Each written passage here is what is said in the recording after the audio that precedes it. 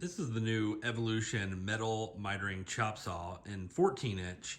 And you may have seen the predecessor before over here. This is the newest edition, and it's got some really cool new features that I want to tell you about. The first advancements here is the new blade. So this one is with the cermet carbide, and it's preaching out that it's going to have 3,500 plus cuts in this blade. I'm very interested to try this out. I've had great luck with the original blades on the Evolution saws. So I'm looking forward to giving their new technology a try and seeing if we're gonna get some more durability. One of the new features you can see here along the back, this cord right here, is a light. And the light basically creates a shadow line on your blade. I'll pop in some footage here. And when that light shines on the blade, it creates a blade shadow line, and it shows you exactly where the blade is going to cut. Now that is a fantastic feature. It's going to save you a lot of material because you can know exactly where you have to cut, exactly where the blade's going to end up. The next new feature is that the new saw goes at 1100 RPM. The old saw was performing 1450 RPM. That new slower speed is going to enhance the blade life, and I think just be a better experience overall. The new saw has a slow start and also an electronic brake. So it makes it for a much more pleasing user experience. It's not as high torque right off the bat, and it slows down much faster, allowing you to do multiple cuts faster, which is a fantastic addition. Also, they have increased the grip texture, which I never really had an issue with the original, but it's definitely a good idea because when you're cutting stock, especially if you're doing like hot rolled steel, it's always covered in oil. You got greasy hands. It's nice to have that extra grip. So if you're not really familiar with these saws, let me go over some of the quick features here. Basically, it has this clamp bar in the front where these can slide back and forth and clamp your workpiece. These have slip-on V-blocks, so they can hold basically any material, angle, round, square, and be able to cut. This clamp bar is able to be raised so that you can stay on the center line of your part that you're cutting. So if you have like a 4-inch tube, you bring this up 2 inches and you can clamp right on the center. It's got the top clamp here, same thing. It's got the slide off V-blocks, and it's basically made so it can be clamped in any position along the bar. You just have to stay, a little bit away from the blade, and it's a great system. It really holds it well. The other gigantic feature that is obvious in the name is that this saw miters, and it also has positive stops on most of your common angles that you would be cutting. This thing actually holds really well, and it even has a lock here if you want to be extra secure. It's fully adjustable with these 2 screws here, and the marking pin is adjustable, but even the lockouts are adjustable with these 2 screws. One of the other features is that it has this blade positioning system so that you can put the center of the blade in the optimum cutting position, which makes the blade last longer and takes care of those carbide teeth. You pull this pin to move it, and then you lock it with this lever here. All right, let's talk about some of the cutting capacities. So for plate, they suggest 1/2-inch mild steel is the thickest you can cut.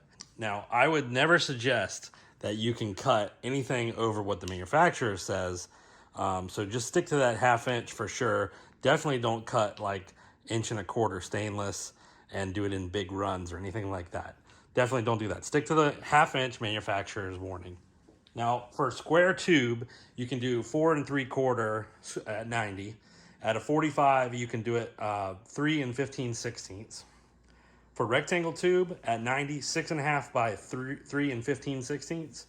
At 45, 3 15/16 by 4 5/16. Round bar, you can get 4 3/4 at 90.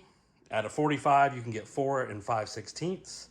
The suggested cutoff when you are making a cut on a piece is to at least have a minimum of 5/16 hanging over.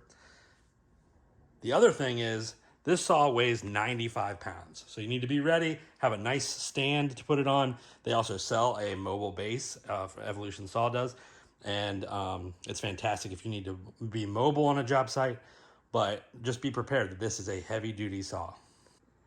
Speaking of bases, this is a base that I made for my previous saw. It's a little catch tray and it goes down into a bucket, and you can see it's really handy for catching all those chips. And I will definitely be transferring the new saw to this stand, and I highly suggest if you like to keep a clean shop and do chip control, something like that really works well.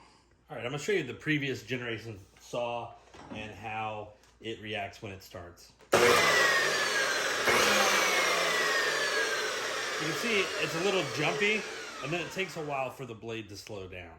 So not a huge deal, but definitely would be nice to have the slower start like the new one. Let me bring that over here and I will show you the new saw. All right, here's the new saw test.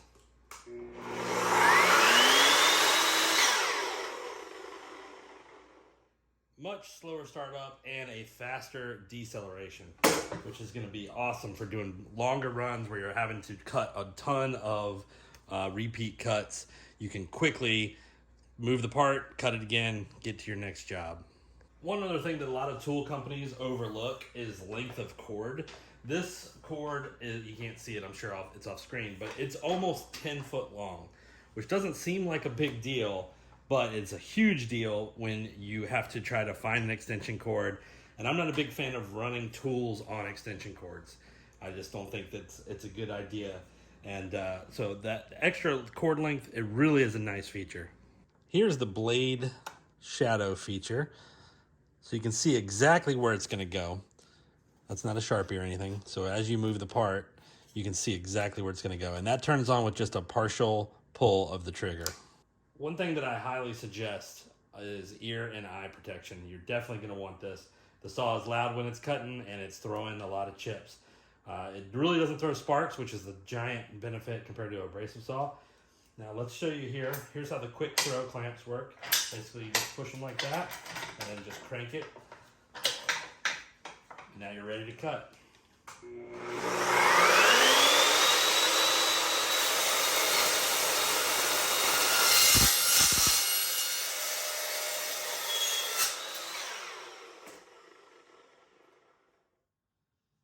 The beauty of it is it's a cold saw, so the cut is not hot at all. And it has a fantastic finish when it does cut. Let's do a 45 real quick.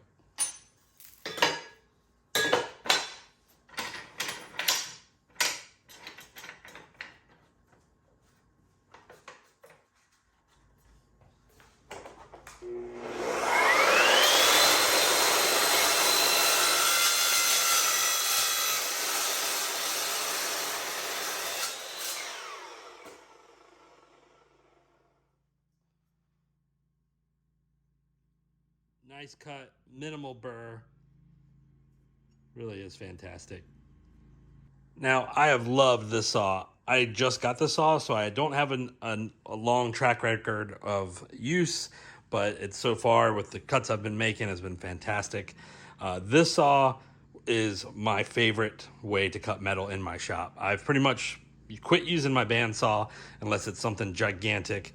This is just so fast and so clean of a cut. If you're a fabricator, this would be a dream for your shop. In full disclosure, Evolution Saw sent this to me. I do want to tell you though that if somebody asks me for a recommendation, I always suggest the saw. I've had this one for quite a few years now, and it is a vital part of the shop. So if this saw burnt up today, I would be online tonight ordering another one. That's the best recommendation I can give, is that it's just been fantastic. So if you're interested in one of these saws, I'll drop a link below. You can check it out, and I hope you guys have a great day.